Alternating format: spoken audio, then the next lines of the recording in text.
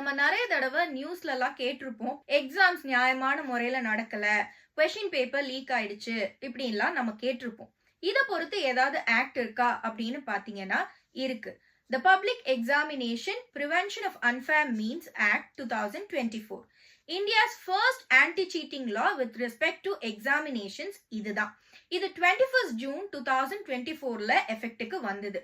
இந்த ஆக்ட்ல சொல்லி இருக்கிற அன்ஃபேர் மீன்ஸ்னா என்ன அப்படின்னு பாத்தீங்கன்னா leak or unauthorized access to question paper or answer key or tampering the computer resources or network or documents related to exam like merit list இல்ல fake exams conduct பண்றதோ இல்ல fake admit card issue பண்றதோ இதெல்லாம் தான் unfair means இந்த act பொறுத்த மட்டும். இந்த மாதிரி unfair means நடந்தது அப்படின்னா அதுக்கு என்ன பனிஷ்மெண்ட் அப்படின்னு பாத்தீங்கன்னா 3 to 5 years of imprisonment and fine up to 10 lakh.